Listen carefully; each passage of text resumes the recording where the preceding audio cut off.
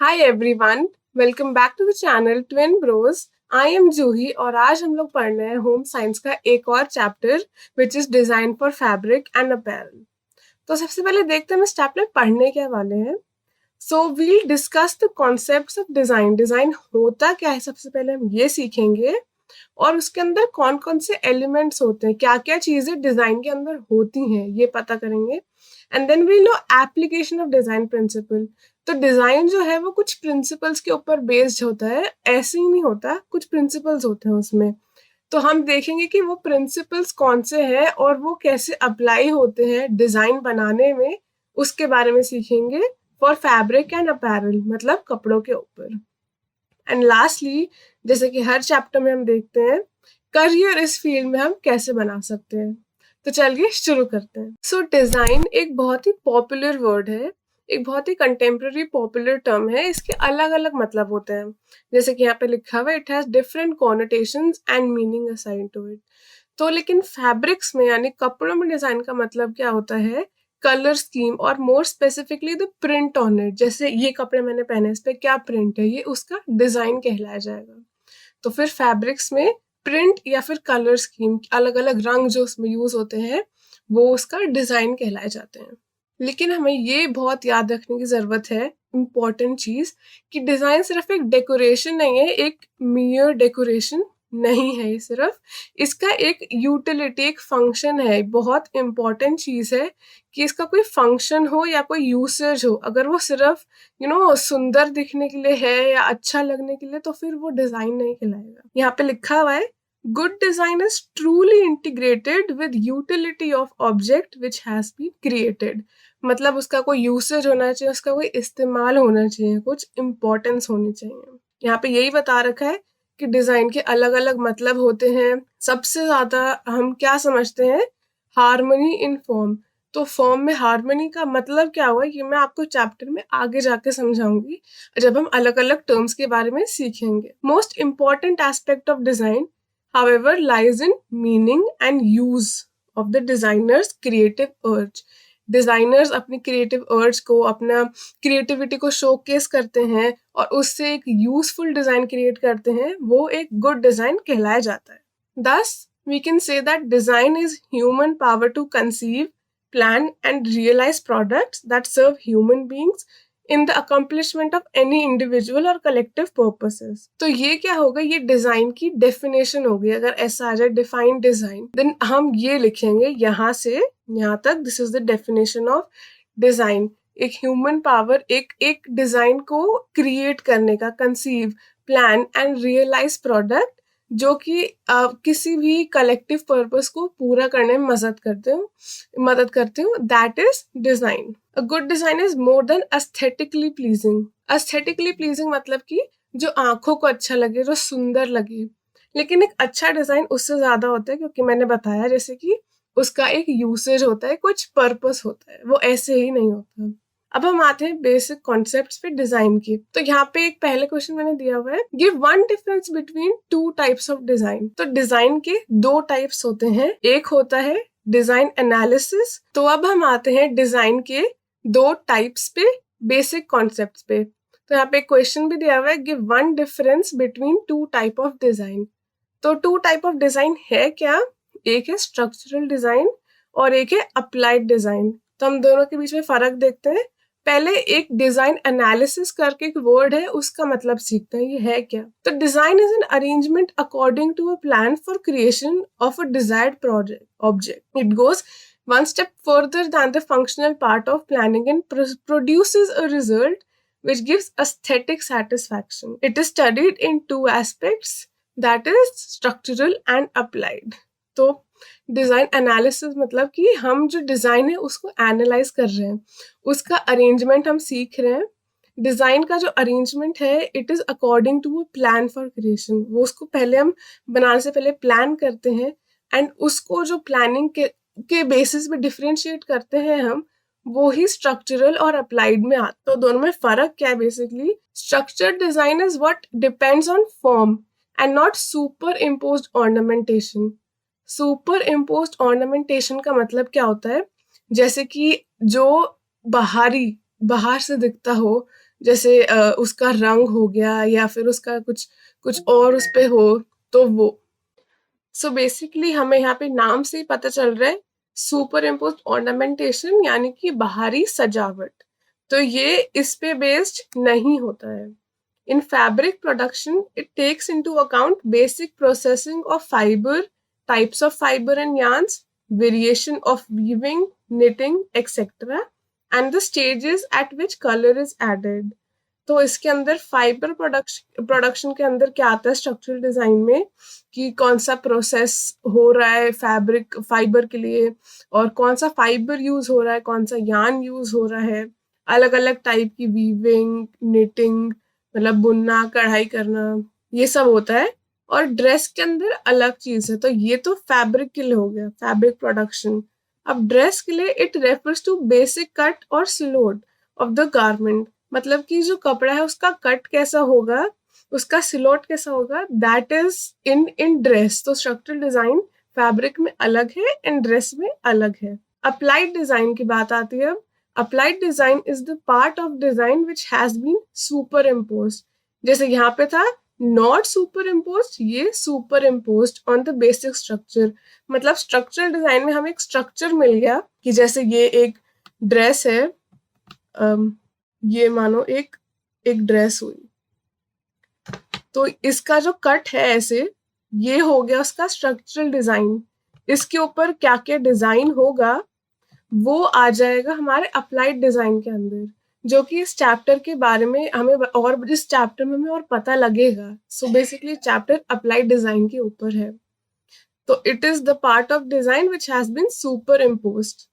Fabric finishing, dyeing, and printing, and embroidery and fancy needlework can change the appearance.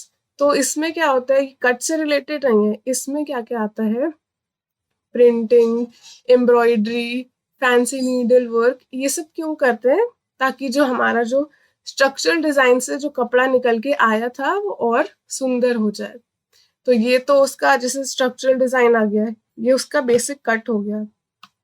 अब इसके ऊपर जैसे ये डिजाइन कर दिए कुछ कुछ, तो ये बन गया, मुझसे हो नहीं रहा, बट इसका मतलब बस आप समझ गए जैसे कि, तो उसके ऊपर जो डिजाइन है वो अप्लाइड डिजाइन बन जाता है।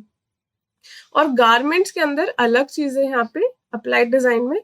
On garments it includes trims and notion, fasteners और trims and notion which add value to the final product. मतलब वो कपड़े उससे और भी ज्यादा अच्छे लगने लगते हैं और शाइनी हो जाते हैं और साफ लगते हैं, तो इसलिए फास्टनर्स मतलब कि नोशन या ट्रिम्स यूज करा जाता है। तो इनमें डिफरेंस बहुत इंपॉर्टेंट है, आ सकता है तो पता होना चाहिए। And it is very easy to remember, दोनों के नाम से ही पता लग रहा है, स्ट्रक्चरल में स्ट्रक्चर एंड अप्लाइड डिजाइन में डिजाइन। फिर fabric design and dress design are as much an art as architecture, painting or sculpture, thus the same grammar of art is applicable. तो ये यहाँ पे ये कह रहे हैं कि बिल्डिंग्स के ऊपर जो आर्किटेक्चर होता है, जो आर्ट होता है, या पेंटिंग्स में जो होता है, स्कल्पचर्स में जो होता है, वैसे ही डिजाइन कपड़ों पे भी होता है। तो इसको एक तरीके से सेम नजर से देखना चाहिए। अब हम आते हैं to main factors of design. ये सबसे इंपॉर्टेंट पार्ट है चैप्टर का, और यहाँ से क्वेश्चन पक्का आएगा। तो वो क्या है दो मेन फैक्टर्स, एलिमेंट्स और प्रिंसिपल्स। हमारे हमारे चैप्टर का नाम ही इस पे बेस्ड है। तो एलिमेंट्स ऑफ डिजाइन क्या है, they are tools of art. These are colour, texture, line, shape और form. The elements of design are manipulated to create harmony, balance, rhythm, proportion and emphasis. ये क्या होता है देखो, proportion, emphasis, ये सब प्रिंसिपल के अंदर आता है। एक एक का मतलब हम अभी जानते हैं, सब कुछ सबका एक एक डेफिनेशन बुक के अंदर दिया। सबसे पहले हम आते हैं एलिमेंट्स ऑफ डिजाइन पे। कलर पहला सबसे इम्पोर्टेंट, किसी भी डिजाइन में इम्पोर्टेंट सबसे ज्यादा क्या होता है, कलर दिखता है। Colour is all around us in many forms, हर जगह है। तो ये उसका इंट्रोडक्टरी पैराग्राफ है, इसमें कुछ ऐसा इंपॉर्टेंट नहीं है जो पता होना चाहिए, याद करना चाहिए। तो हम आगे बढ़ते हैं कलर के बारे में और जानने के लिए। तो यहाँ पे एक इंपॉर्टेंट क्वेश्चन आता है, according to colour theory Why can any person see any color? Why does an object appear white or black? तो कलर थ्योरी क्या कहती है that colour can be defined as reflection of light striking on surface of an object. किसी भी चीज के ऊपर जब लाइट पड़ती है तो वो एक रिफ्लेक्शन बाउंस बैक करता है, एक रिफ्लेक्शन हमें दिखता है एंड उस वजह से हम उस चीज का कलर देख पाते हैं।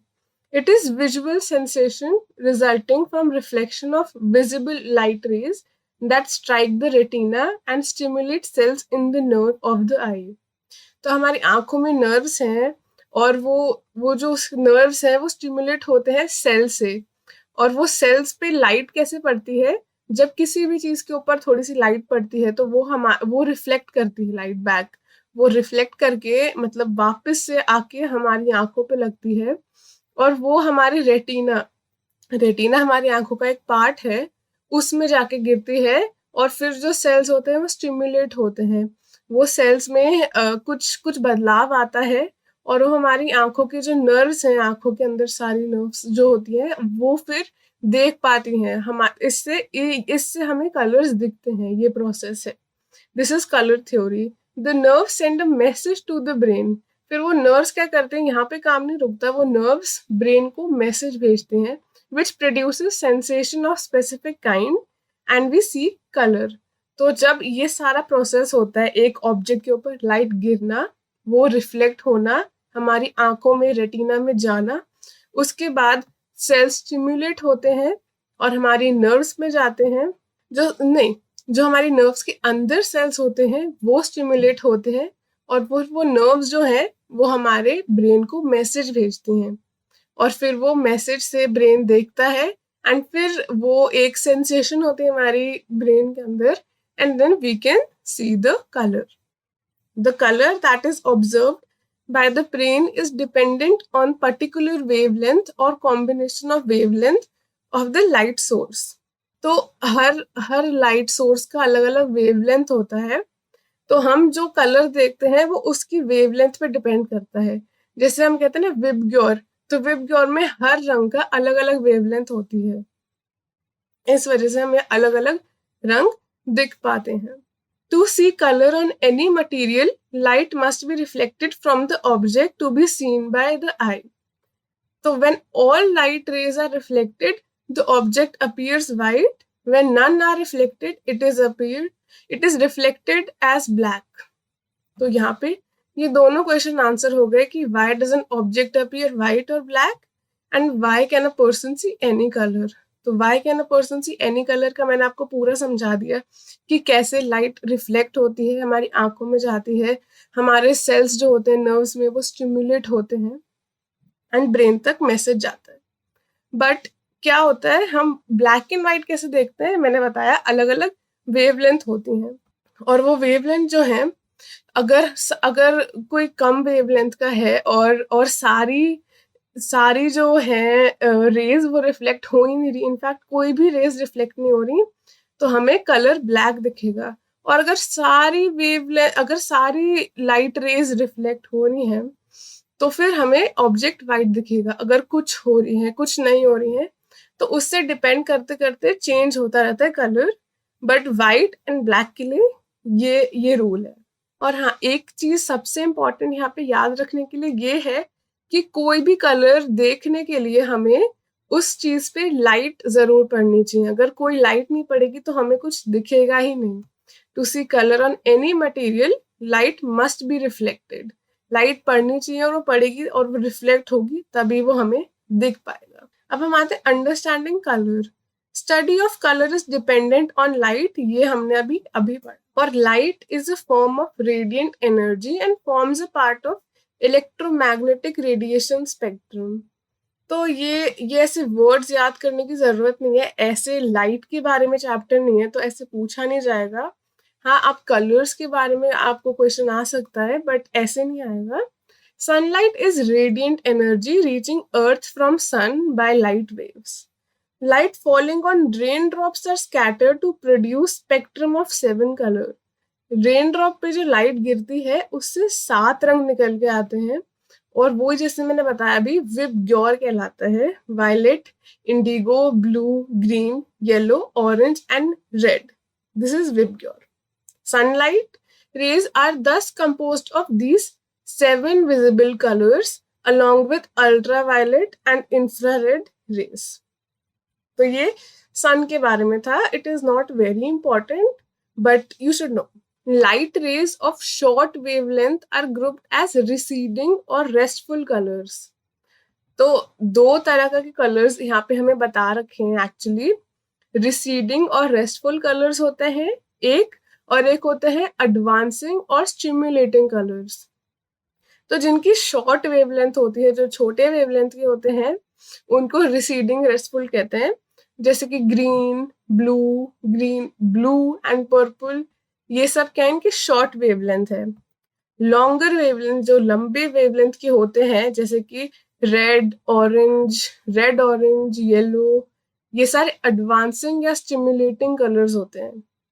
तो ये आपको इनके नाम के साथ और कलर्स याद रखने पड़ेंगे. ये आ सकता है. Because light is composed of different wavelength, colour is seen in different values and intensity. तो लाइट के अलग अलग वेवलेंथ होते हैं, इसलिए कुछ हमें जैसे पिंक, डार्क पिंक लगता है, लाइट पिंक, तो वैसे ही ये यहाँ पे बता रखा है.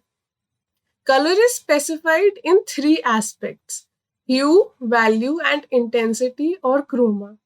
तो कलर के 3 एस्पेक्ट्स होते हैं. ह्यू का क्या मतलब होता है, सबसे इजी है. Hue is common name of the colour. Colour का नाम क्या है, वो ही उसका ह्यू है. ये अगर ब्लू है तो ये ह्यू है, ह्यू उसका blue is the common name of the colour. और अब हमारे पास तो इतने सारे कलर्स हैं, तो हम कैसे पहचानेंगे कौन सा कलर क्या है, बहुत कंफ्यूजन हो जाएगी. स्पेशली अगर हम डिजाइन की बात करें, डिजाइनर्स के लिए इजी करने के लिए एक यहाँ पे एक रेफरेंस पॉइंट बनाया गया है, which is called Munsell's color wheel. This is very important. ये आ सकता है what is Munsell's color wheel. तो इसमें क्या होता है, कलर डिवाइड किए जाते हैं, प्राइमरी कलर्स, सेकेंडरी कलर्स. यहाँ पे क्वेश्चन भी है, according to Munsell's color wheel which are 3 types of color, explain giving examples. हर चीज का एग्जाम्पल देना बहुत इंपॉर्टेंट है, उससे मार्क्स मिलने की जो है अपॉर्चुनिटी वो भी बढ़ जाती है. तो प्राइमरी, सेकेंडरी और तीसरा टर्शरी कलर्स. टर्शरी का दूसरा नाम इंटरमीडिएट्स भी है. तो एक एक करके देखते हैं कलर्स में क्या आता है. Primary colours are these colours which cannot be produced by mixing any other color. कोई भी रंग को किसी से मिला के ये रंग नहीं निकल सकते. और ये कौन से रंग है, ये है red, yellow and blue. Next is secondary colours. तो ये कलर्स होते हैं 2 प्राइमरी कलर्स को मिला के बनते हैं, जैसे ऑरेंज, ग्रीन, वायलेट. तो ये जो कलर्स हैं, एक्चुअली ये एग्जाम्पल्स नहीं है, ये आपको याद रखना है एग्जैक्ट. रेड, येलो, ब्लू ये प्राइमरी है. सेकेंडरी ऑरेंज, ग्रीन, वायलेट, ये किससे बनते हैं, 2 प्राइमरी कलर्स को मिला के. और तीसरा जो है टर्शरी या intermediates, they are made by mixing 1 primary and 1 secondary colour. एक प्राइमरी और एक सेकेंडरी को मिला के, जो कि एडजेसेंट होते हैं एक दूसरे से कलर व्हील पे. अभी मैं आपको कलर व्हील दिखाती हूँ. This is Munsell's colour wheel. But पहले हम ये देखते हैं. Thus we have red orange, yellow green, blue purple, red purple. तो इनका नाम ही इसलिए ऐसा है बिकॉज ये एक प्राइमरी कलर और एक सेकेंडरी कलर को मिक्स करके बने हैं. Apart from this there are groups known as neutral colours. अब ये न्यूट्रल कलर्स क्या हैं, जैसे कि white, black, grey, silver and metallics. This is very important. मतलब ये ऐसे एग्जाम्पल याद करना बहुत अच्छा रहेगा. That white, black, grey, silver, metallics are neutral colours. They are called achromatics, यानी कि colours without colour. So this is a common colour wheel. This is not Munsell's, mind you. मैंने Munsell's कहा था बट ये Munsell नहीं है. This is a common colour wheel which shows colours in purest and full intensity. अब हम आते हैं सेकेंडरी कलर्स पे.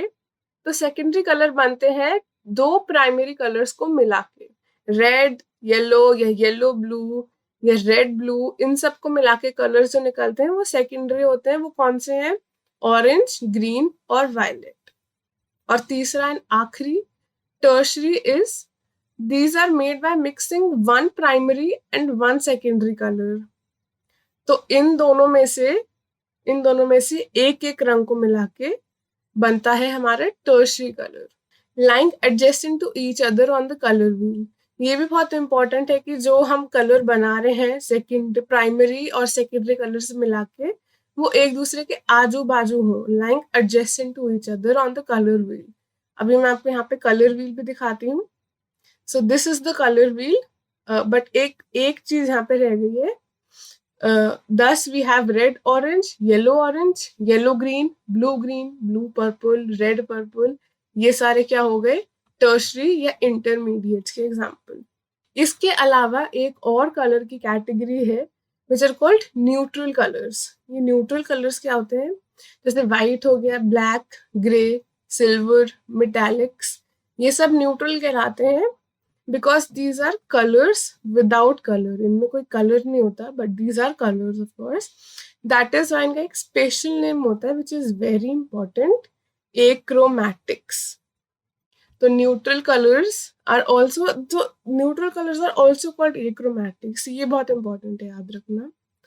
And common colour wheel shows colours in their purest and full intensity.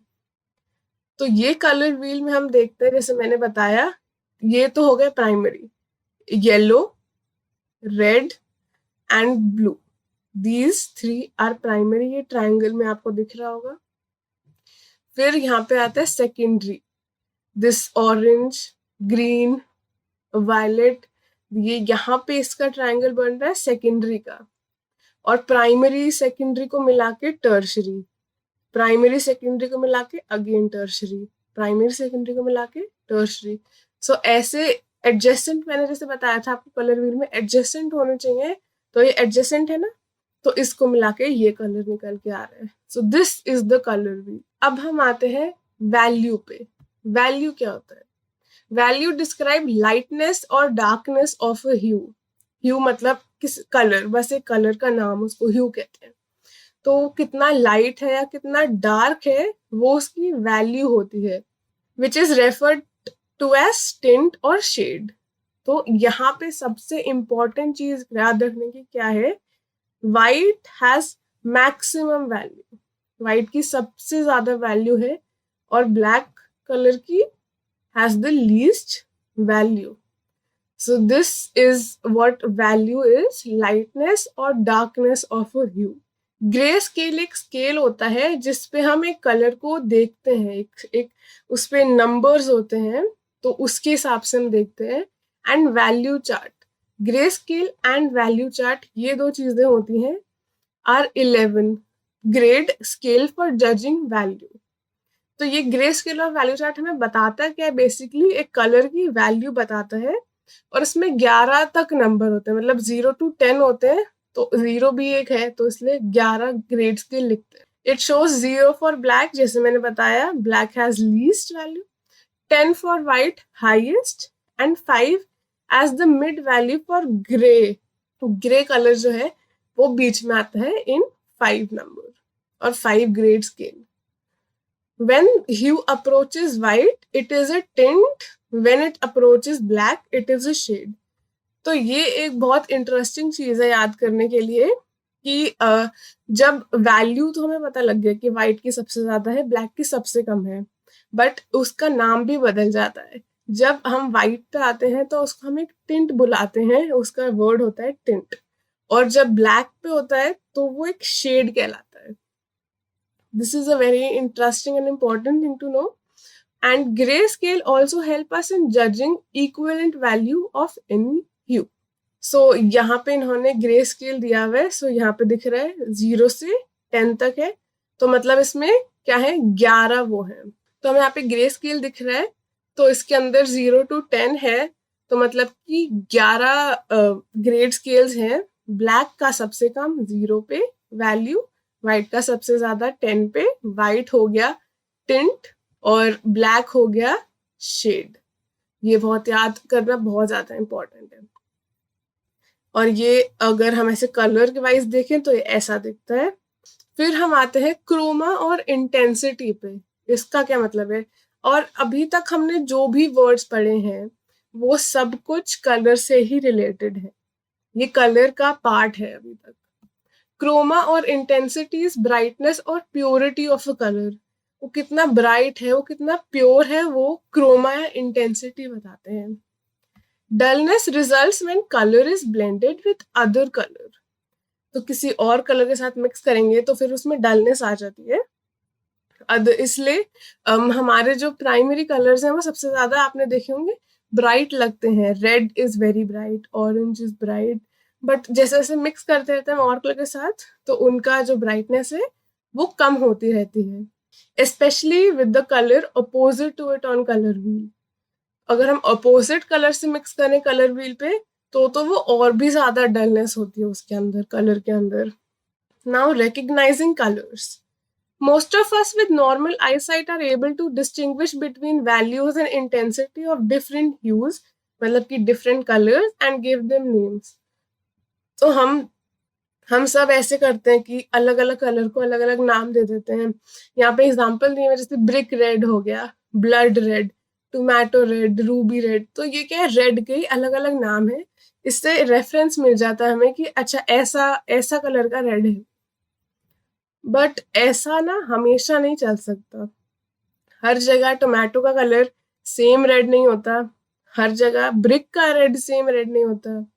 तो इसलिए ये एक बहुत अच्छा मेथड नहीं है कलर्स को नेम करने का। तो फिर क्या किया जाए? यहाँ पर आता है Pantone shade card. This is very useful. तो यहाँ पे यही बता रखा है that this is not a good method कि हम चीजों के साथ रिलेट करें। मतलब ये तो बहुत जनरल हो गया, बट अगर आप किसी बड़ी बिजनेस में काम कर रहे हैं, कहीं रिटेल में काम कर रहे हैं, तो फिर कैसे चलेगा? कुछ ऑर्डर देना है तो हाउ विल यू टेल? तो we use Pantone shade card to tell कि हमें कौन सा कलर चाहिए। उसके अंदर सारे ह्यूज होते हैं, सारे टिंट्स, शेड्स, अलग अलग इंटेंसिटी में सब कुछ होता है उसके अंदर। And each has been given a code number. हर कलर का, हर ट्यूब का, हर टिंट्स का, हर शेड का, उसकी इंटेंसिटी का, सबका एक कोड नंबर होता है। तो इससे क्या होता है, कोई कंफ्यूजन नहीं रह जाती। This is recognised internationally. मतलब मैं इंडिया से बाहर से भी किसी से बात कर रही हूँ तो उन्हें पता लग जाएगा एग्जैक्ट उस कलर का जिसकी मैं बात कर रही हूँ। This is all thanks to Pantone shade card. This helps in fashion forecasting and when orders for products are given in foreign lands. तो ये एक स्टैंडर्डाइज सिस्टम बता देता है। सो आप जैसे देख सकते हैं ये पैंटोन शेड कार्ड है, इसमें अलग अलग कलर्स हैं, ह्यूज हैं, इंटेंसिटी है, टिंट्स हैं। सो और इन सबका एक कोड नंबर भी है यहाँ पे लिखा हुआ है, जैसे दिख नहीं रहा है बट है। फिर अब हम आते हैं कलर इन फैब्रिक पे। एक क्वेश्चन है, at what stages colour can be added on a fabric. तो किसी भी कपड़े पे कलर डालने के अलग अलग स्टेजेस होते हैं। कुछ कपड़ों में अलग स्टेज पे डलता है, कुछ में अलग। तो वो हम देखेंगे कहाँ पे कौन से में क्या डलता है। तो dyeing is very rare done at fabric fibre stage. Fibre stage मतलब कि अभी बिल्कुल नया है, फाइबर है वो एक। तो यहाँ इस टाइम पे डाइंग बहुत ही कम होता है, ऑलमोस्ट ना के बराबर होता है। और ये क्यों है? बिकॉज ये बहुत ही एक्सपेंसिव है। तो इतना एक्सपेंसिव है तो कपड़ा भी बहुत एक्सपेंसिव बनेगा, तो इसलिए ज्यादातर ये लोग नहीं करते हैं। However, it is resorted to for some manufactured fibers which are not easily dyed or if design requirement with yarn is multicolored fibers. तो मतलब अगर हमें एक ऐसा यार्न चाहिए हो जिसमें अलग अलग कलर्स हो फाइबर के अंदर ही, तो हमें करना ही पड़ेगा। और क्या अगर रीजन है करने का कि अगर जो फाइबर है वो मैन्युफैक्चर बनने के बाद अच्छे से डाई नहीं हो पाते हैं तो उनको पहले कर देते हैं। ये एक्सपेंसिव है बट कभी कभी दीज आर टू रीजंस जो करना ही पड़ता है फाइबर स्टेज पे dyeing. So this is the first stage. हमने एक स्टेज देख ली। अब दूसरी आती है dyeing done at yarn stage. अच्छा, डाइंग का मतलब मैंने आपको बताया, डाइंग का मतलब होता है कपड़े को रंग देना, दैट इज कॉल्ड डाइंग। तो अब यार्न स्टेज पे क्या है, it helps create multifarious designs, woven strips, checks, plaids, even simple chambres are common design produced। तो ये सब जो इन्होंने यहाँ लिखा है, ये डिजाइन के ही अलग अलग टाइप्स हैं। वोवन स्ट्रिप एक डिजाइन है, चेक्स, प्लेड्स, ये सब कपड़े पे डिजाइन होते हैं। तो ये सारे अगर चाहिए हमें तो हमको यार्न स्टेज पे डाइंग करनी पड़ेगी। और यही नहीं, ब्रोकेड, जेकार्ड, ये भी एक पैटर्न के डिजाइन के नाम है, is produced by weaving dyed yarns। तो अगर हमको ये सारे चाहिए, ब्रोकेड पैटर्न चाहिए, jacquard pattern, woven strip, checks, plates, then we need to do dyeing at yarn stage। When yarns are tie-dyed, it results in beautiful ikat patterns। आप क्या कर सकते हैं, अगर ये सारे नाम नहीं पता या समझ नहीं आ रहे, तो ये सबका नाम ये है, इसका या इसका, इनका, इक्कत पैटर्न्स का गूगल करके देख सकते हैं। सो आपको बहुत सुंदर सुंदर पैटर्न्स दिख जाएंगे और आप समझ जाओगे कि वो दिखता कैसा है। और तीसरा क्या आता है, dyeing at fabric stage. Fabric stage मतलब अब कपड़ा पूरा बन गया है, अब डाइंग हो रही है। ये सबसे कॉमन है, this is the most common method. Least common method कौन सा था, फाइबर स्टेज पे, एंड सबसे सबसे ज्यादा कॉमन इज फैब्रिक स्टेज पे।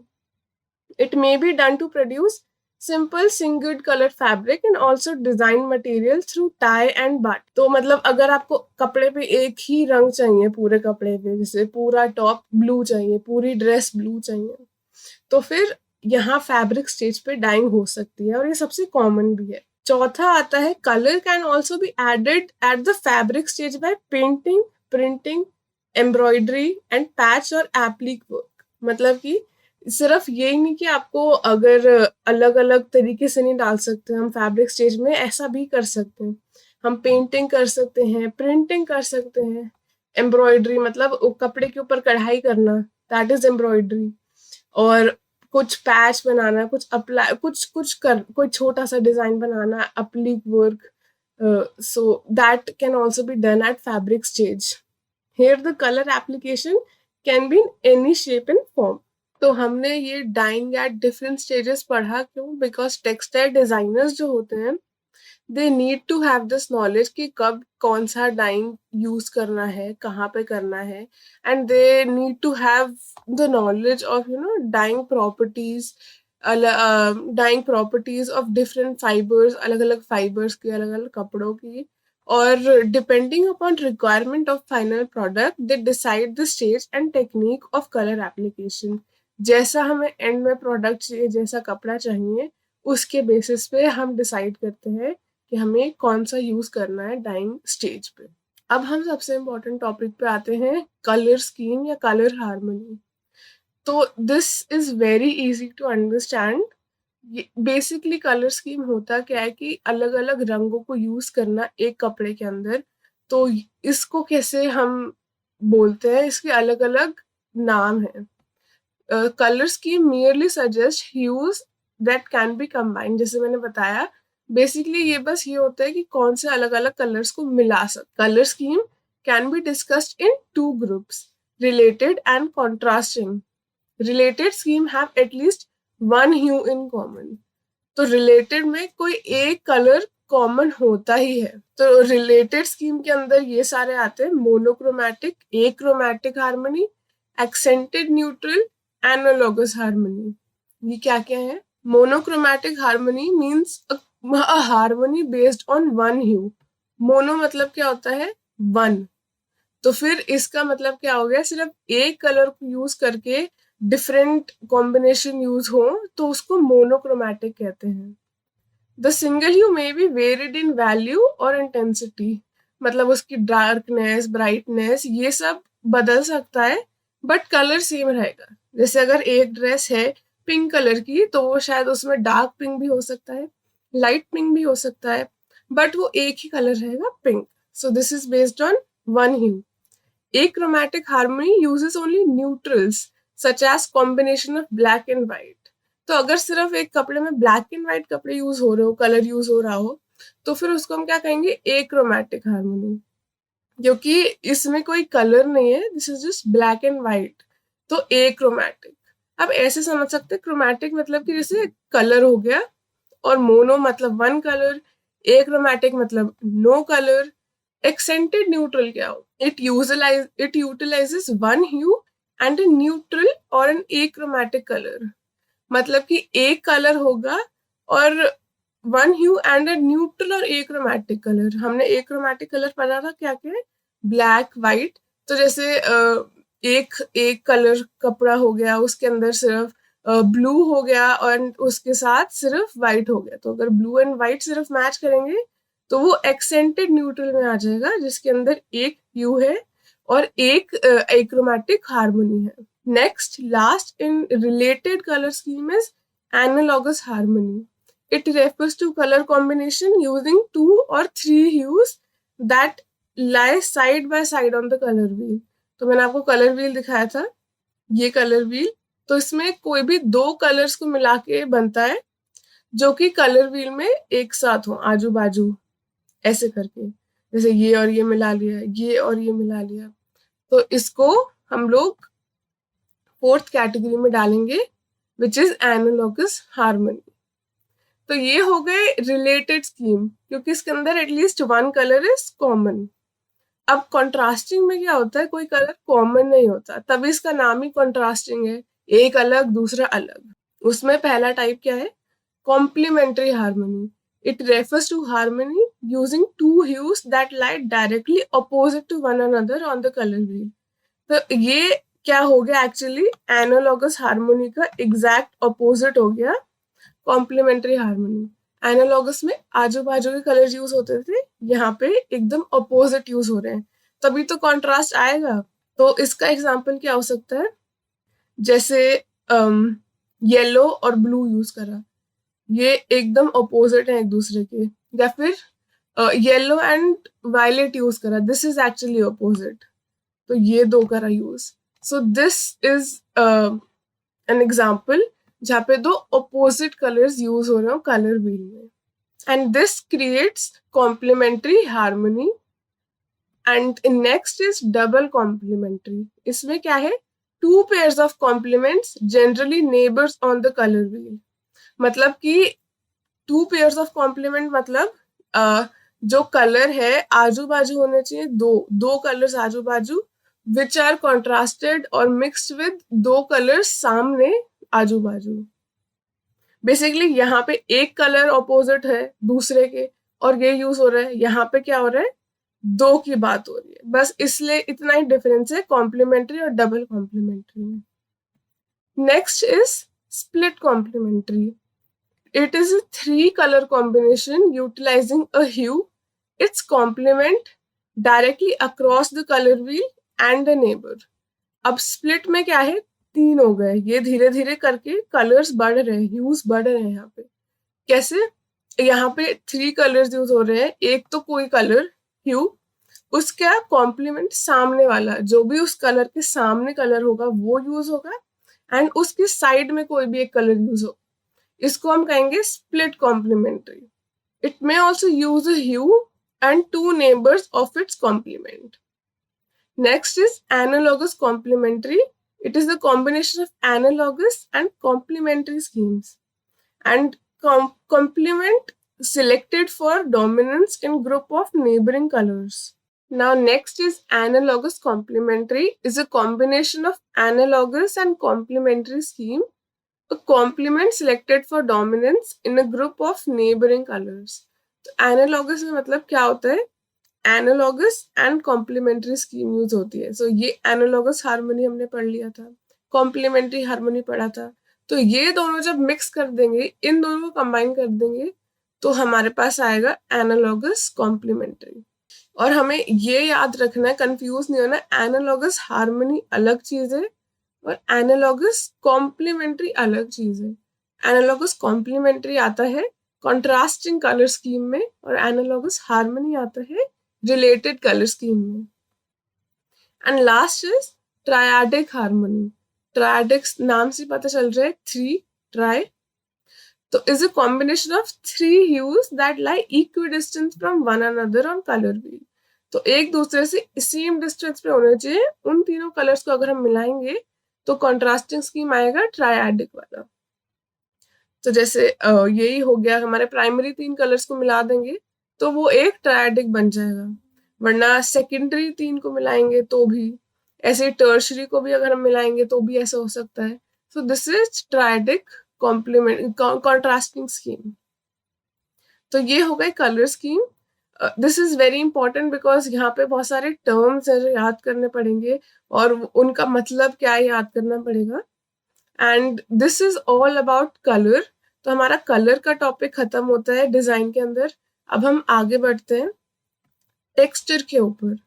तो एक क्वेश्चन दे रखा है, what do you understand by texture on what three aspects does texture of a fabric depend.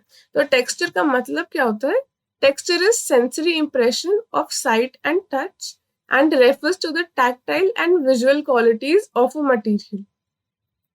Tactile and visual मतलब क्या होता है कि जो छूने में, अगर हम जो छूते हैं वो कैसा फील होता है, तो उसको कहते हैं टैक्टाइल। टच से टैक्टाइल आता है। एंड विजुअल मतलब आंखों को कैसा लगता है, देखने में कैसा लगता है। तो this is texture, sensory impression of sight and touch.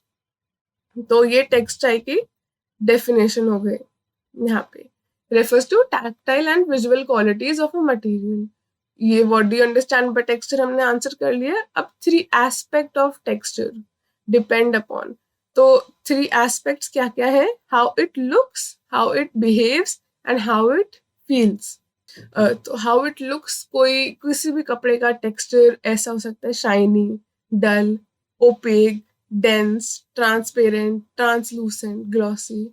इन सब का मतलब क्या है? जैसे कि शाइनी शाइनी है, डल है, ओपेक मतलब उसमें से लाइट नहीं पास हो सकती, एकदम एकदम सॉलिड है, उसमें से लाइट नहीं पास हो सकती। डेंस है, ट्रांसपेरेंट है जिसमें से सारी लाइट पास हो सकती है। ट्रांसलूसेंट है जिसमें थोड़ी सी लाइट पास हो सकती है। ग्लॉसी है मतलब वो अगेन शाइनी की है। And how it behaves, hang, slim, stiff, sticking out, clinging, flowing out, ये अलग अलग कैसे हो गया, उसके बिहेवियर हो गया। हाउ इट फील्स, वो छूने में कैसा है, सॉफ्ट है या क्रिस्प है, हार्श है, स्मूथ, रफ, कोर्स, ग्रेनी, पेबली, ये अलग अलग क्या हो गया उसके how it feels. In the chapter fabric around us 11th में हमने चैप्टर पढ़ा था, तो हमने टेक्सटाइल मटेरियल्स के बारे में उसमें पढ़ा था। और आपको उसमें अगर याद होगा कि factors which determine texture in textile materials, तो इसका क्या मतलब, वो कौन कौन से फैक्टर्स जो हैं वो बताते हैं कि टेक्सचर हमारे कपड़े का होगा कैसा। तो एक तो है फाइबर कंटेंट। फाइबर कंटेंट मतलब कि फाइबर टाइप नेचुरल है या मैनमेड है, जो फाइबर कपड़ा यूज किया जा रहा है कपड़े के अंदर फाइबर वो कैसा है, उसकी लेंथ, फाइननेस, सरफेस कैरेक्टरिस्टिक्स, ये सब आता है फाइबर कंटेंट में। अगला फैक्टर है yarn processing and yarn type, method of processing, twist inserted during processing, fineness of the yarn and yarn type. मतलब यार्न का, ये पूरा यार्न के बारे में है कि वो कैसे प्रोसेस हुआ, वो बना कैसे, और उसमें ट्विस्ट कैसे डाला गया, कितना फाइन है वो यार्न, और वो सिंपल है, कॉम्प्लेक्स है, टेक्सचर्ड है, नॉवेल्टी है। ये यार्न के टाइप्स होते हैं अलग अलग। तो इससे भी हम पता लगा सकते हैं कि टेक्सचर कैसा होगा कपड़े का। Next factor is fabric construction technique. Fabric बनाया कैसे, वो कपड़ा बना ही कैसे। तो वीविंग, वीविंग के भी अलग अलग टाइप्स होते हैं। फिर knitting, felting, braiding, less making. तो ये सब क्या होते हैं, अलग अलग फैब्रिक कंस्ट्रक्शन टेक्निक्स होते हैं। इस सब का आपको एक दो एग्जांपल याद रखने इंपॉर्टेंट है अगर एग्जाम में लिखने को आए। फैब्रिक फिनिशेस, इसका क्या मतलब होता है, stiffening, stiffening, starching, sizing, gumming, ironing, calendering, tentering, napping, fulling sorry. So इसका क्या मतलब हो गया बेसिकली कि जो फैब्रिक का जो फैब्रिक फिनिशिंग क्या हो गया, जैसे stiffening, starching, sizing, gumming, ironing, calendering. तो ये सब क्या है, फैब्रिक को फिनिश कैसे दी गई है आखिर में कपड़ा बनने के बाद। तो दिस इज ऑल्सो कि बिल्कुल आपने देखा फाइबर कैसा बना है, उस यान कैसे बना, फिर वो फाइबर बनाने की टेक्निक क्या थी, उसको फिनिश करने की टेक्निक जो थी, ये सब डिटरमाइन करता है कि हमारे कपड़े का टेक्सचर कैसा होगा। And last is surface ornamentation, tufting, flock printing, embroidery, stitched effect.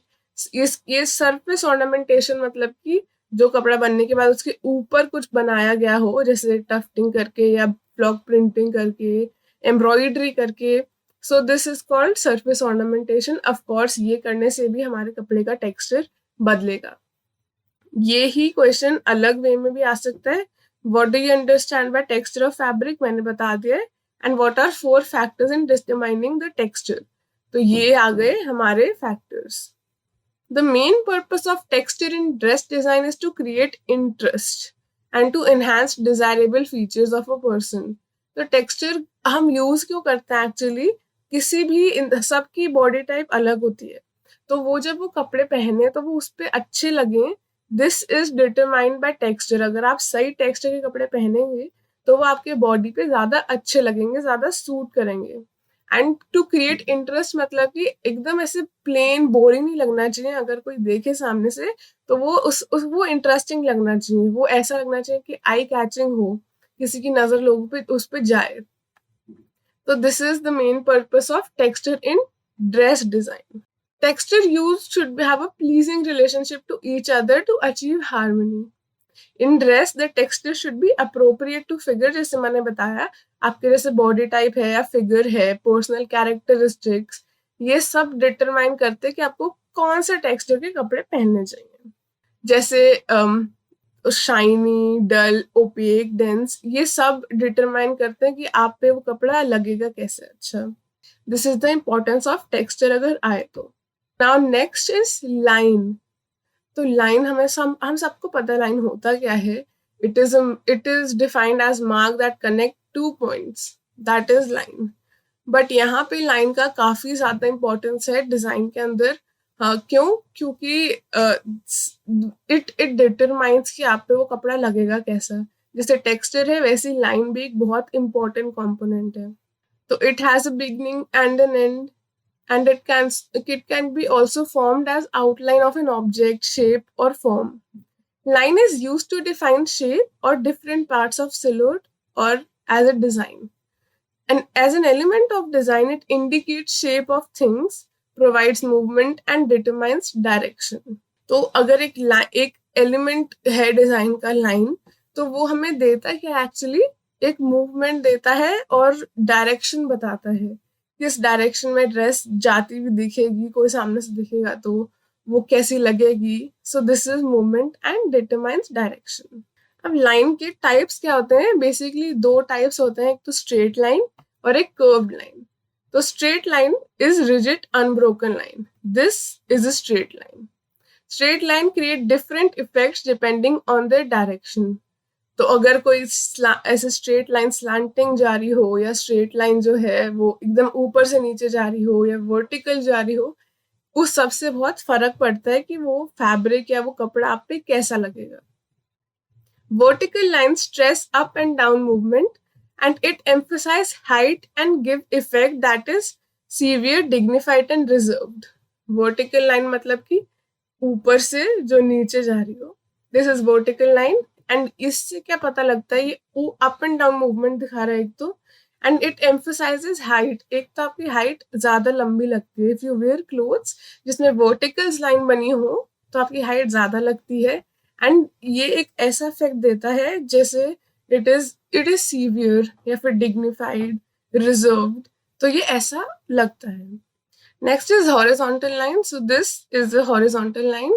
It stress side to side movement. और साइड टू साइड मूवमेंट से क्या होता है, वो इल्यूजन ऑफ विड्थ देता है। मतलब जैसे वर्टिकल्स लाइन में तो हाइट आती है ना, इसमें हाइट नहीं आती, इसमें विड्थ आती है। तो चौड़ाई चौड़ाई ज्यादा लगती है अगर आपकी बॉडी की, अगर आपने हॉरिजॉन्टल लाइंस के कपड़े पहने हो, देन विड्थ ज्यादा लगती है। Since they repeat on the ground line, they give stable and pleasant effect. Ground line, हमारा ग्राउंड भी ऐसे हॉरिजॉन्टल है, तो वो ग्राउंड से ऐसे ग्राउंड लाइन से मैच होती है, तो वो इसलिए काफी स्टेबल लगता है वो देखने में, और वो प्लेसिड इफेक्ट देता है। प्लेसिड मतलब कि काम और सिंपल ऐसा, विदाउट एनी डिस्टर्बेंस और interruption, so that is Placid. Oblique और डायगोनल लाइंस, जैसे यहाँ से यहाँ ऐसे, अगर किसी कपड़े में ऐसे डिजाइन हो तो वो ओब्लिक या डायगोनल लाइंस है। तो इससे क्या होता है, इट मे इंक्रीज और decrease width and height depending on degree and angle of direction. आप कितना उसको मोड़ रहे हैं, कैसे मोड़ रहे हैं, किस डायरेक्शन में मोड़ रहे हैं। सो दिस इज ऑल उस पर डिपेंड करता है कि हाइट और विड्थ, लंबाई चौड़ाई लगेगी कैसी। They can create active, startling और ड्रामेटिक इफेक्ट। तो ये सब तो ड्रामेटिक और स्टार्टलिंग नहीं लगती, बट जो ओब्लिक के डायगोनल लाइंस होती हैं वो बहुत एक्टिव लगती हैं देखने में, स्टार्टलिंग लगती हैं, चौंका देती हैं, ड्रामेटिक इफेक्ट, एक एक ड्रामेटिक इफेक्ट देती हैं। तो ये हो गया स्ट्रेट लाइंस। अब second type of lines is curve lines. So उसमें क्या होता है, curve line is one with any degree of roundness. वो स्ट्रेट नहीं होती, जैसे ये एक लाइन हो गई, ये राउंड है तो ये कर्व लाइन हो गई। Curved line can be simple or arc, can be a simple arc or complicated freehand curve. तो मतलब ये एक सिंपल आर्क जैसे ये मैंने बनाया, दिस इज सिंपल आर्क, या फिर कॉम्प्लिकेटेड फ्री हैंड कर्व हो सकती है, तो वो अलग अलग कर्व लाइंस में आता है। A slight degree of roundness is called restrained curve and great degree of roundness gives a circular curve. This is very important to remember कि कर्व लाइन के अंदर भी दो अलग टाइप्स आते हैं, एक होता है रिस्ट्रेंट कर्व और एक होता है सर्कुलर कर्व। इनमें फर्क क्या है, अगर बहुत थोड़ा सा राउंडनेस है, जैसे इसमें थोड़ा सा राउंडनेस है तो ये रिस्ट्रेंट कर्व हो गई। अगर बहुत ज्यादा राउंडनेस हो, जैसे ये, दिस इज वेरी राउंड, तो it gives a circular curve. ये एक सर्कुलर कर्व के अंदर आता है। तो अब हम आते हैं कर्व लाइंस पे, एक स्ट्रेट लाइन, दूसरी कर्व लाइंस। तो कर्व लाइंस में any degree of roundness is curve lines, वो स्ट्रेट नहीं होती। जैसे अगर यहाँ पे हम बनाए तो ये कर्व लाइन है, या फिर this is also curve line, और इन दोनों में भी फर्क है। तो कर्व लाइन के अंदर भी दो टाइप्स होते हैं। A slight degree of roundness is called restrained curve. जैसे ये है, ये थोड़ा सा ही राउंड लाइन है तो ये रिस्ट्रेन्ड कर्व कहलाएगा। And a great degree of roundness gives a circular curve. तो जैसे ये है ऐसे, तो ये क्या है, ये बहुत ज्यादा कर्व लाइन है, तो इसको क्या कहेंगे हम, सर्कुलर कर्व। तो दोनों के अलग अलग नाम हैं। Certain objects are associated with these curves and named such, for example, parabola, scroll, meander, hairpin, whiplash और serpentine। तो ये क्या है, ये अलग अलग नाम है, मतलब जैसे हम बोलते हैं अगर कर्व लाइंस को रेफर करने के लिए, so these are some names. तो लॉन्ग एंड फ्लोइंग कर्व, ये बहुत इंपॉर्टेंट है, ये डिटरमाइन करता है अगेन कि आप पे वो कपड़ा लगेगा कैसा।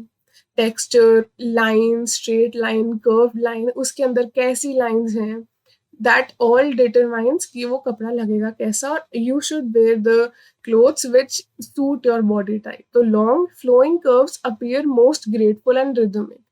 तो long flowing curves जो होती हैं वो सबसे ग्रेसफुल लगती हैं और वो एकदम रिदम में लगती हैं, उसमें बहुत बहुत रिदम होता है। Large rounded curves tend to lead a dramatic touch. वो जैसे कि यहाँ पे dramatic touch था ओब्लिक और डायगोनल लाइंस में, वैसे ही अगर हम बात करें लार्ज राउंडेड कर्व्स की तो भी एक ड्रामेटिक टच आता है। And tend to exaggerate size, ये पहन के साइज ज्यादा लगता है। तो अगर कोई इंसान बहुत पतला है then they should wear clothes which have large rounded curves. And lastly, tiny puffy curves are youthful and gay. मतलब कि वो जो टाइनी पफी कर्व्स होते हैं बहुत यूथफुल लगते हैं और वो बहुत अलग हटके लगते हैं। सो दैट इज वाई अगर आपको कुछ कुछ ऐसा चाहिए हो कि वो सबकी आईज कैच करें या फिर सबकी अटेंशन कैच करें, then you should wear tiny puffy curves. Line expresses visual meaning. Straight line indicate force, strength and rigidity.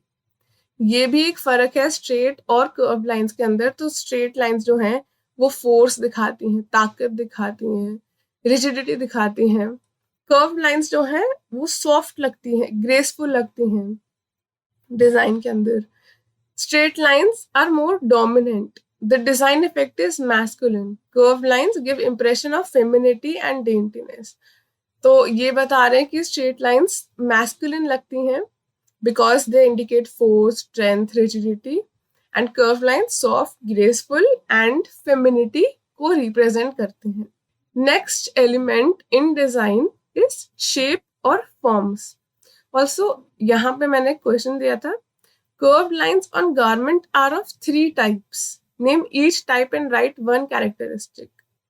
तो ये 3 types हो गए. तो इसका आपको नाम देना था और फिर उसका एक कैरेक्टरिस्टिक देना है.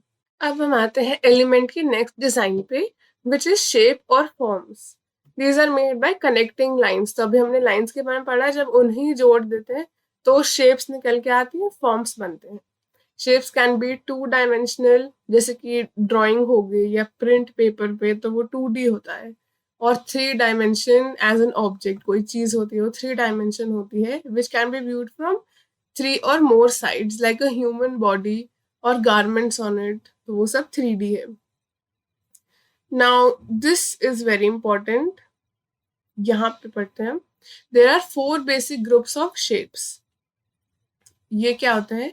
4 बेसिक ग्रुप्स. दिस इज ये आपको याद करना पड़ेगा, ये भूलना नहीं. Natural shapes are those that copy nature or common shapes of man-made objects.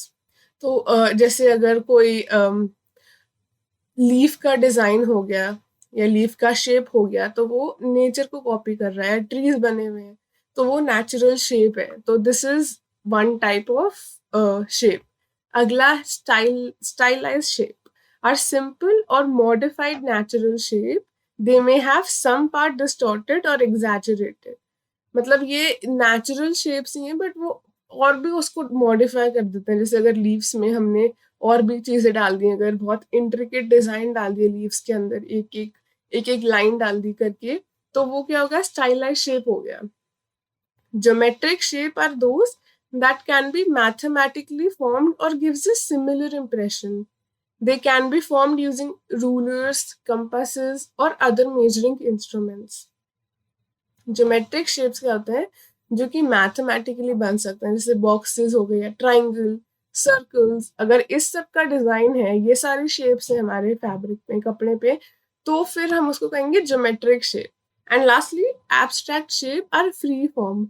Abstract shape नाम से पता लग रहा है एब्स्ट्रैक्ट मतलब इसका कोई फॉर्म नहीं है, ये एकदम फ्री है, इंडिपेंडेंट. ये कुछ भी इसको डिफाइन नहीं कर सकते. ये they do not resemble any specific object. इसमें कोई स्पेसिफिक ऑब्जेक्ट नहीं होता. And may represent different things to different people. किसी के लिए कुछ और होगा, दूसरे के लिए कुछ और लगेगा वो. तो उसमें कुछ बेसिक फिक्स्ड नहीं होता, तो वो एब्स्ट्रैक्ट शेप में आता है.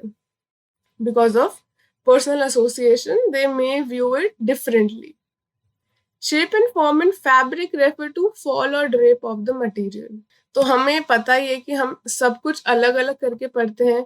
तो फैब्रिक में अलग पढ़ते हैं, ड्रेस में अलग पढ़ते हैं. तो फैब्रिक में इसका मतलब क्या हो गया? फॉल या फिर ड्रेप ऑफ द मटेरियल, कि वो कपड़ा कैसे कैसे फॉल हो रहा है या फिर वो कैसे गिर रहा है या फिर वो उसका फ्लोइंग कैसा है बेसिकली. तो that is shape and form in fabric. और यही नहीं, ये भी बताता है कि shape of ornamentation and motive, मतलब कि उस पे क्या जो चीजें बनी होगी वो कैसा होगा. उसमें ऑर्नामेंटेशन मतलब आगे से कैसे उसको सुंदर किया गया है. तो वो सारा फैब्रिक के अंदर शेप एंड फॉर्म के अंडर आता है. एंड टाइप ऑफ प्लेसमेंट और repeat, that is final pattern formation. तो मतलब किसी भी अगर कोई भी शेप बना रहे हैं हम, तो वो एकदम उसमें होनी चाहिए, पैटर्न में होनी चाहिए. ऐसा नहीं कि एक शेप बना के छोड़ दी, वो अलग अलग दूरी पे, अलग अलग सेम साइज में. तो उससे क्या होता है? एक पैटर्न बन जाता है. So this is in fabric. In apparel it represent सिलोट, cut and final detailing. तो ये तो फैब्रिक में था. अब अपैरल में, तो बेसिकली अपैरल में क्या है? उसका कट कैसा होगा, उसमें फाइनल डिटेलिंग कैसी होगी, वो शेप एंड फॉर्म से पता लगता है. एंड इसमें क्वेश्चन क्या आ सकता है? What are 4 basic groups of shape? Explain in details. तो ये है 4 basic group of shape, and ये आपको डिफाइन करने को भी आ सकता है। मैं इसके साथ आपको इसकी यहाँ पे फोटोज भी अटैच कर देती हूँ। आप देख सकते हैं natural, stylised, geometric, abstract shape लगते कैसे हैं यहाँ पे। अब एक और एलिमेंट बचता है which is pattern.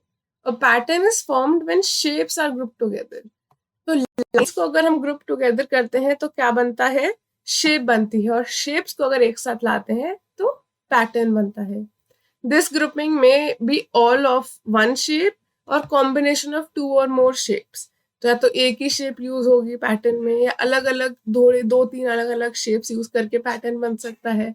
And in shapes का भी अरेंजमेंट जो है वो नेचुरल, स्टाइलाइज्ड, ज्योमेट्रिक, एब्स्ट्रैक्ट हो सकता है। मतलब पैटर्न्स का टाइप और शेप्स का टाइप सेम है, बस ये फर्क है शेप्स को जोड़ के पैटर्न्स बनते हैं। तो हमने ये सब जो पढ़ा था, ये सारा था एलिमेंट्स ऑफ डिजाइन। डिजाइन के अंदर लाइंस आती हैं, कर्व्ड, स्ट्रेट, उसमें कलर आता है, अलग अलग कलर्स के बारे में पढ़ा, कॉम्बिनेशन के बारे में पढ़ा हमने हमने लाइंस के बारे में पढ़ा, शेप्स एंड फॉर्म्स के बारे में पढ़ा। फिर वो शेप्स एंड फॉर्म मिला के पैटर्न्स बनते हैं। ये सब एलिमेंट्स आते हैं, but principle of design is different. तो वो डिजाइन, वो सारे एलिमेंट्स को जोड़ने के बाद वो प्रिंसिपल क्या, वो कैसे लगते कैसे हैं कपड़े के ऊपर, ये डिसाइड करता है इन सब चीजों से जो प्रिंसिपल ऑफ डिजाइन के अंदर आते हैं। तो प्रिंसिपल ऑफ डिजाइन क्या है, क्या क्या, एक तो प्रोपोर्शन है, next is balance, emphasis, rhythm and harmony and composition. तो ये काफी सारे हैं, but these are very simple and also very important. किसी भी डिजाइन के अंदर अगर वो अच्छा लगना चाहिए, आंखों को सुंदर लगना चाहिए, उसमें कोई यूटिलिटी होनी चाहिए, then it is very important कि उसमें ढंग से अच्छा प्रिंसिपल लगाया गया हो। तो हम पहले प्रिंसिपल पे आते हैं which is proportion. Proportion concerns relation of one part of an object to another. मतलब कि किसी भी चीज के अंदर एक चीज कितनी ज्यादा है, दूसरी कितनी कम है, इक्वल है या कम कम ज्यादा है, कुछ कैसे वो बैठ रहा है, दैट इज कॉल्ड प्रोपोर्शन। अब जब प्रोपोर्शंस की बात आती है तो सबसे ज्यादा कॉमनली यूज होता है proportion of golden mean, because ये हमारे कपड़ों के अंदर डिजाइन, उसका प्रिंसिपल सबसे अच्छा लगता है। तो उसमें रेशियो क्या रहता है, 3:5:8, या फिर 5:8:13 एंड सो ऑन। तो ऐसे करके जो होता है ये प्रोपोर्शन ऑफ गोल्डन मीन होता है। इसका मतलब क्या हुआ, the smaller part 3 has same relationship to larger part 5 as same larger part 5 has to the whole 8. The garment is horizontally divided into 3:5, 5:8 और 8:13 सेक्शन। तो एक कपड़े के अंदर सेक्शंस बना दिए जाते हैं, तो फिर या तो वो 3:5 होगा उसका रेशियो, या 5:8 होगा, या फिर 8:13 होगा। तो ये आपको नंबर याद रखने काफी इंपॉर्टेंट है, बिकॉज ये गोल्डन मीन के नंबर है, this can not be changed. तो ऐसे करते करते जो होता है दैट इज गोल्डन मीन, ये सबसे अच्छा लगता है कपड़ों के अंदर। The section appears at waist line, yoke and hem line. A dress appears pleasing if the blouse, skirt and total body represent ratio of 3:5:8. तो जैसे अगर हम ड्रेस की बात करें, यहाँ पे ड्रेस का एग्जांपल दिया हुआ है, तो उसमें अगर ब्लाउज का रेशियो 3 होगा तो स्कर्ट का 5 होगा, टोटल बॉडी का 8 होगा। तो बेसिकली क्या मतलब हुआ, 3:5:8 मतलब 5+3=8 होता है, राइट। तो फिर 3 ब्लाउज का हो गया, 5 स्कर्ट का हो गया, टोटल मिला के 8 हो गया। तो अब ये एक अच्छे से प्रपोर्शन में है, this is proportion of golden mean. तो this principle will look good on clothes. यहाँ पे और भी एग्जाम्पल दिया हुआ है, for example in a skirt and blouse dress the blouse represent 3 and skirt represent 5 and combine effect represent 8। वही जैसे मैंने बताया 5+3=8। तो ये एक रेशियो बन गया, एक प्रोपोर्शन बन गया। Similarly in shirt pant dress the shirt should represent 5 and pant should represent 8 and combined effect created is 13। 8+5=13। तो अगर शर्ट 5 है तो पैंट 8 होनी चाहिए, ताकि वो अच्छा लगे, और कंबाइंड इफेक्ट 13 आए ताकि वो सब रेशियो के अंदर हो, एक प्रपोर्शन के अंदर हो। और प्रपोर्शन सिर्फ इसमें ही नहीं आता कि वो कपड़े का साइज कैसा है, 5:13 या ऐसे करके नहीं, 5 तो, लेकिन वो कलर के अंदर भी होता है। Different colours can be worn as shirt and pant to create proportion of colour by using golden mean. तो ये कलर में भी आता है, अलग अलग कलर के प्रपोर्शन पहनने से भी हम डिफरेंट टाइप्स यूज कर सकते हैं, हम different types of outfit create कर सकते हैं। प्रपोर्शन ऑफ टेक्सचर, ये क्या होता है? This is achieved in various textures of material used for making a dress increase or decrease size of the person wearing the garment। तो आपने जैसे कपड़े पहने उसके टेक्सचर से आपका साइज कम या ज्यादा भी लग सकता है। जैसे कि heavy and bulky textures appear over powering on a thin और अ पेटीट पर्सन। तो अगर बहुत बल्की कपड़ा है या बहुत हेवी उसका टेक्सचर है, तो वो बहुत पतले इंसान पे बहुत ज्यादा लग सकता है, बहुत ओवर पावरिंग लग सकता है। तो हमें ऐसा नहीं करना है। बट अगर कोई पर्सन हेल्दी है तो फिर उसके ऊपर हैवी या बल्कि टेक्सचर्स अच्छे लगेंगे। This is very important to remember, because आ सकता है ऐसे क्वेश्चन करके कि एक इंसान है, उसका बॉडी टाइप ऐसा है, तो आप उसके लिए कैसे कपड़े बनाओगे। तो you have to remember everything जो हमको बताया हुआ है, बॉडी के ऊपर कपड़ा कैसा लगता है उसके बारे में, लाइंस के बारे में, शेप्स एंड फॉर्म्स, टेक्सचर, ये सब मेंशन करना काफी इंपॉर्टेंट है। Next is proportion of shape and form. मतलब कि जो शेप एंड फॉर्म जो हमारे ड्रेस के अंदर होगा या फिर कपड़ों के अंदर होगा, वो भी एक प्रपोर्शन में होना चाहिए वेयर के साइज के हिसाब से। इसका क्या मतलब हो गया? Width of the figure, length of the waist, torso, length of legs, ये सबका अलग होता है। सबका, किसी के पैर लंबे होते हैं, किसी के ज्यादा लंबे नहीं होते। विड्थ कोई ज्यादा चौड़ा होता है, कोई कम चौड़ा होता है। वेस्ट किसी की, सबकी अलग होती है। सो दिस ऑल, ये सब हम क्या कर सकते हैं, अपने सबका अलग होता है तो अपने हिसाब से कपड़े पहनने चाहिए। तो जैसे for example, high waist bodies use in maternity clothes camouflages the fullness of the abdomen. तो इसका क्या मतलब हो गया? अगर अगर हमने ऐसे शेप और फॉर्म के कपड़े पहने जो कि हाई वेस्टेड होंगे, जैसे कि मटर्निटी क्लोथ्स में होता है, तो वो जो पेट है वो छुपा देता है। तो फिर वो क्या, एक ज्यादा इवन लगता है, ऐसा नहीं लगता कि पेट बाहर निकल रहा है। So this is one of the use जहाँ पे proportion of shape and form काम आता है। This is also very important. ये आई थिंक मेरे एग्जाम में, मेरे टेस्ट में आया था, तो मुझे याद रह गया। Clothing modifies the figure and creates proportion in awkward body proportion in pleasing way. तो कुछ भी ऑकवर्ड बॉडी प्रपोर्शन है तो उसको ठीक करने के लिए हम proportion of shape and form use कर सकते हैं। Equal division make a person look shorter and wider, whereas unequal horizontal divisions make a person look slimmer.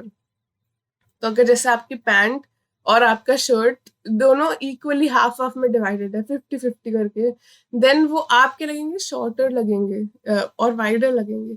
But जैसे अगर आपके पैंट्स ज्यादा लंबी है, शर्ट थोड़ी छोटी है, तो फिर उससे क्या होगा, अनइक्वल डिस्ट्रीब्यूशन आ जाएगा, अनइक्वल हॉरिजॉन्टल डिवीजन आ जाएगा, and that will give you look of being more slimmer. Next principle is balance. Balance का मतलब क्या होता है? Equaling distribution of weight from central point of the garment. किसी भी कपड़े का सेंट्रल पॉइंट होता है, वहां से इक्वल डिस्ट्रीब्यूशन होना चाहिए, तो एक बैलेंस क्रिएट होता है। और a garment needs to balance both vertically, मतलब सेंटर लाइन से, एंड हॉरिजॉन्टली, मतलब ऊपर से नीचे। तो ये दोनों बैलेंस होना बहुत इंपॉर्टेंट है। It can be achieved in 3 ways: formal, informal and radial. तो हम ये तीनों के बारे में पढ़ेंगे। फॉर्मल बैलेंस क्या होता है? An average human is symmetrical, which means the body appears to be same on each side of the central vertical. मतलब आपका लेफ्ट साइड बॉडी का और राइट साइड बॉडी का सेम होता है, ऑलमोस्ट सेम होता है। 2 आर्म्स, 2 आईज, 2 लेग्स, सब कुछ है। But actually there are slight differences, उसमें फिर भी थोड़ा फर्क होता है। If body differs noticeably on one side, careful design clothes can minimise the difference. अगर बहुत ज्यादा डिफरेंस होता है तो डिजाइन क्लोथ ऐसे करने चाहिए हमें बहुत ध्यान से कि वो जो फर्क है वो दिखे ही ना। And this is also why using the right principle in garments is very important. Formal vertical balance is least expensive and most expected type of design. तो बेसिकली जो होता है फॉर्मल डिजाइन जो है वो सबसे ज्यादा एक्सपेक्टेड होता है, हर कपड़े में आपको ऑलमोस्ट मिल जाएगा। मैं यहाँ पे फॉर्मल और इनफॉर्मल का दोनों की पिक्चर्स डाल रही हूँ ताकि आपको इसमें डिफरेंस पता लग जाए। फॉर्मल बैलेंस जो है वो एक स्टेबिलिटी, डिग्निटी, फॉर्मेलिटी देता है, लेकिन वो मोनोटोनस हो जाता है, मतलब काफी रिपीटिंग हो जाता है। कुछ कुछ डिफरेंट नहीं लगता उसमें, ऐसा लगता है कि ये एक ही चीज बार बार चल रही है। Horizontal balance is basically used to correct figure problems by using various elements. For example, dark hue for big size। क्या मतलब हुआ, जो डार्कल कलर्स होते हैं उससे क्या होता है, जो साइज है वो कम लगता है। तो अगर if you have a big size then you can use dark hues. तो दिस इज फॉर्मल बैलेंस। और फॉर्मल बैलेंस पता कर लिया तो इनफॉर्मल जानना भी उतना ही इम्पोर्टेंट है। बुक में यहाँ पे मेंशन नहीं है बट वी शुड नो, जैसे कि पिक्चर में देख के क्लियर है कि इनफॉर्मल बैलेंस में जो होता है, जो डिजाइन होता है वो इवनली नहीं स्प्रेड होता है, वो एक जगह होता है फिर या फिर दूसरी जगह होता है, बट वो पूरा इवनली नहीं होता। तो इससे क्या होता है, जो मोनोटोनस होता है, जो वो रिपीटेडली होता है जिससे बोरिंग लगता है डिजाइन, वो खत्म हो जाता है, थोड़ा यूनिकनेस आ जाती है, थोड़ा अलग लगने लगता है। So this was about balance. Next principle which we come to is emphasis. और अगर अभी तक वीडियो अच्छा लग रहा हो then please like it and share to as many friends as you can and subscribe to the channel. Now next is emphasis. So emphasis or focal point of garment is area that first attract viewers eyes. कोई भी देखता है सबसे पहले तो उसकी आंखें उस emphasis पे जाती हैं, and it adds interest to the garment and may be created by use of color, design lines, detailing, accessories. तो basically ये सब यूज करके emphasis डाला जा सकता है। यहाँ पे बहुत इंपॉर्टेंट लाइन है, ब्यूटिफुल एम्ब्रॉयडर्ड योक और contrasting colour blouse further emphasises the face. मतलब अगर हम कॉन्ट्रास्टिंग कलर का कपड़े पहनेंगे तो फेस पे एम्फोसिस आता है। People with figure problems can emphasise और कैमोफ्लेज देयर फिगर प्रॉब्लम्स। जैसे कि women with small waist can wear bright और contrasting belt to emphasise positive part of her figure. किसी की अगर वेस्ट काफी काफी पतली है then they can wear bright और कंट्रास्टिंग बेल्ट, तो उससे क्या लगेगा, वहां पे एम्फोसिस पड़ेगा तो वो अच्छा लगेगा। And a woman with large hips wearing hip belt और other design details at hip area would highlight it further. तो अगर अगर किसी की लार्ज हिप्स हैं और वो वहां पे पहनेंगे तो फिर क्या होगा, वो एम्फोसिस और भी ज्यादा वहां पड़ेगा, which is not what we want. तो we should avoid that. Emphasis can be created by using contrasting colors, different unusual pattern, lines and texture. तो मैं यहाँ पे एम्फोसिस की फोटो भी डाल देती हूँ, सो इससे क्या होगा, ज्यादा इजी हो जाएगा समझना कि एम्फोसिस होता कैसे है। Next principle which we come to is rhythm. ये सारे प्रिंसिपल्स काफी इंपॉर्टेंट है बिकॉज जैसे आपने देखा इन सबका कुछ ना कुछ यूज है, so we should remember it. And rhythm is repeating of lines, colours, other elements of design और detail to create a pattern by which I can flow through the material or garment या फिर article।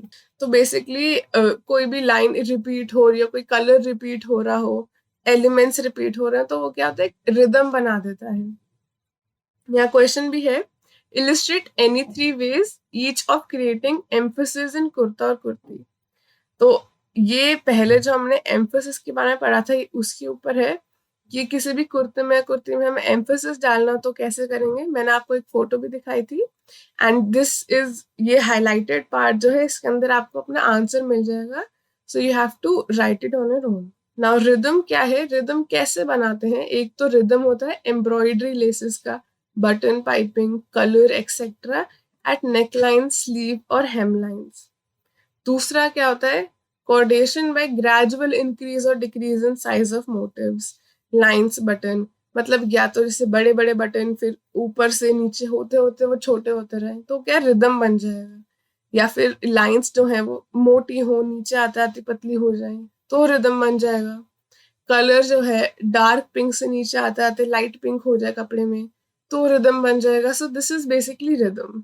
Illustrate any 3 ways each of creating rhythm in your school uniform. तो ये यहाँ पे 4 तरीके इन्होंने दिए हुए हैं, तो आप इनमें से कोई भी 3 से अपने यूनिफॉर्म में बता सकते हैं कि रिदम कैसे बनाया जा सकता है. रेडिएशन क्या है? अब रिदम का ही पार्ट है. Where eyes move in organized way from central point, जैसे गैदर्स इन वेस्ट, योक और cuff etcetera. And next is parallelism, where elements lie parallel to each other. For example, tucks in yoke, knife in pleats, shirt, bands of color also create rhythm effect in a dress. तो basically radiation, parallelism, repetition, इन सब में फर्क जानने के लिए ये आपके लिए फोटो यहाँ पे मैंने लगा दी है.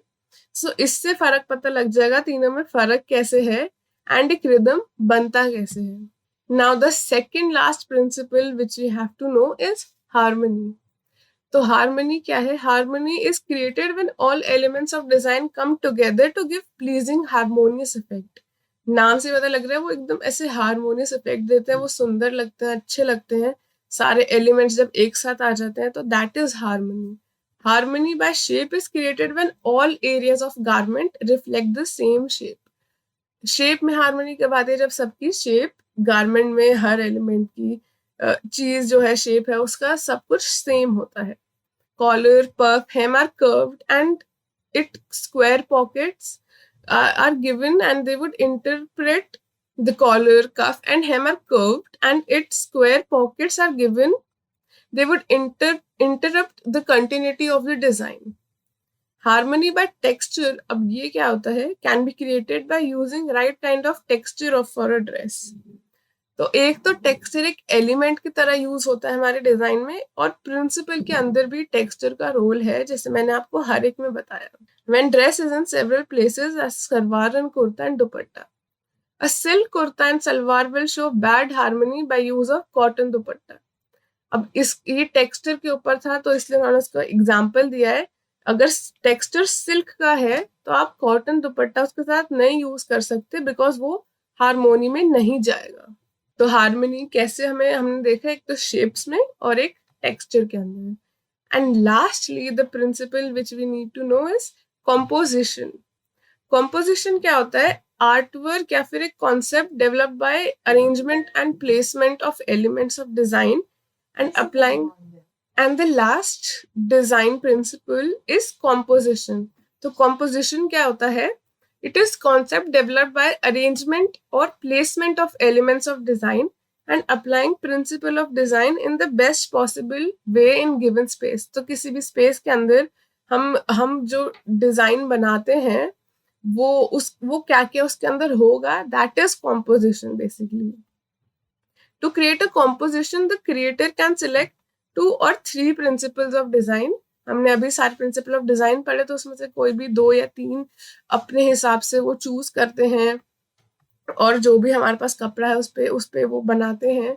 And it has a good visual appeal मतलब आंखों को अच्छा लगता है. And requirement of final art, जो हमारे को फाइनल कपड़ा चाहिए उसके बेसिस पे और एक अच्छा लगने के पॉइंट ऑफ व्यू से वो बनाया जाता है. In other words, it's a play of elements of design in given space which can be 2D या फिर 3D. तो किसी भी कपड़े पे बेसिकली अगर कुछ भी हम एलिमेंट डाल रहे हैं और वो बना रहे हैं तो और किसी भी 2D या 3D फॉर्म में हो सकता है. So that is composition. अब finally we come to preparing for a career. अगर हमें इस फील्ड में करियर बनाना है तो क्या करना है? सो अभी हमको पता है फैब्रिक एंड अपैरल काफी ग्रोइंग है और ये एक्चुअली 2 अलग स्पेशलाइजेशंस को कंसिडर कर सकते हैं हम. एंड हर जगह कपड़े का और डिजाइन्स का यूज हम हर जगह ही होता है. एंड फैब्रिक डिजाइनर्स इसलिए उनको बहुत अच्छे से नॉलेज होनी चाहिए फाइबर कैरेक्टरिस्टिक्स, उसके एडवांटेज, लिमिटेशन और प्रोसेसिंग की. ये सारी नॉलेज होनी काफी इंपॉर्टेंट है अगर आपको इस फील्ड के अंदर जाना है एज फैब्रिक डिजाइनर. और ये नहीं, एक साउंड नॉलेज होनी चाहिए dyeing properties of different fabrics and fibres. तो हमने तो कुछ ही डाइंग के बारे में पढ़ा और भी काफी कम पढ़ा, बट अगर आप इसको आगे पढ़ना चाहते हैं, करियर बनाना चाहते हैं इसमें, सो ये बहुत इंपॉर्टेंट है इसके बारे में और जानना. Depending upon requirement of final product, the designer decides the stage and technique of color application. जो भी रिक्वायरमेंट होती है उसके बेसिस पर किस स्टेज पर और कौन से टेक्निक से कलर डाला जाएगा कपड़े के अंदर वो डिसाइड होता है. ये हमने पहले ही पढ़ा है. And they also understand principles of design. जो अभी हमने प्रिंसिपल्स पढ़े वही principles in even more detail.